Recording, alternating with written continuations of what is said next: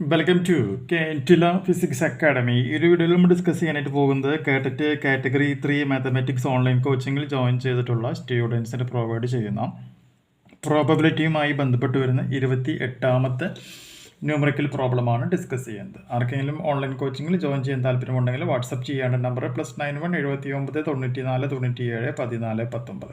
Course fees എന്ന് പറയുന്നത് 10K rupees ആയിരിക്കും. ഓക്കെ, അപ്പോൾ നമ്മളിനി ഡിസ്കസ് ചെയ്യാൻ പോകുന്നത് എന്താണ്? 28ാമത്തെ ന്യൂമറിക്കൽ പ്രോബ്ലമാണ് ഡിസ്കസ് ചെയ്യുന്നത്. 28ാമത്തെ ന്യൂമറിക്കൽ പ്രോബ്ലം. അപ്പോൾ 28ാമത്തെ ന്യൂമറിക്കൽ പ്രോബ്ലം അനുസരിച്ചിട്ട് ടോട്ടൽ നമ്പർ ഓഫ് ഔട്ട്കംസ് എത്രയാണെന്നുള്ളത് ഒരു ക്വസ്റ്റ്യനിൽ തന്നിട്ടുണ്ട് അല്ലേ? Total number of outcomes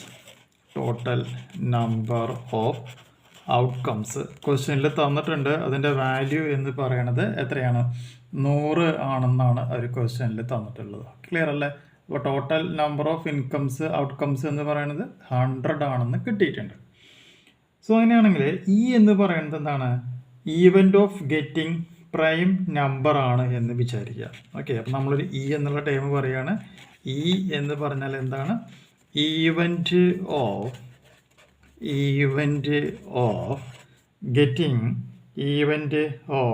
getting A prime number ആണ് എന്ന് വിചാരിക്കുക. അപ്പോൾ ഇ എന്ന് പറഞ്ഞാൽ അപ്പോൾ എന്താണ്?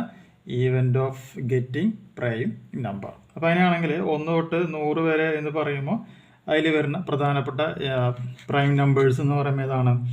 2, 3, 5, 7, 11, 13, 17, 19,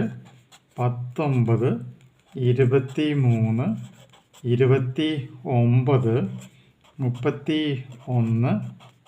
37, 41, 43, 47, then 53, 59, 61, 67, 71, 73, 79, 83, 89, then 97. ക്ലിയർ ആയില്ല? അപ്പോൾ നമുക്ക് ഇത്രയും പ്രൈം നമ്പേഴ്സ് നമുക്കവിടെ വന്നു കഴിഞ്ഞു അല്ലേ? അപ്പോൾ അങ്ങനെയാണെങ്കിൽ total number event of getting എന്ന് പറയുമ്പോൾ എത്രയാണ് വരുന്നത്? 25 എണ്ണമാണ് നമുക്കിവിടെ കിട്ടിയിട്ടുള്ളത്. അങ്ങനെയാണെങ്കിൽ പ്രോബബിലിറ്റി ഓഫ് ഗെറ്റിംഗ്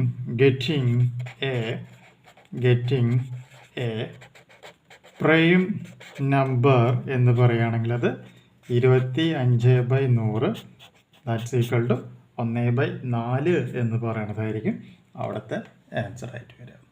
ക്ലിയർ ആയില്ലേ? അപ്പോൾ ആ പ്രോബ്ലം ഒന്ന് ചെയ്ത് നോക്കാം. ഇനി നമുക്ക് അതിൽ വരുന്ന 29ാമത്തെ പ്രോബ്ലം ഉണ്ട്.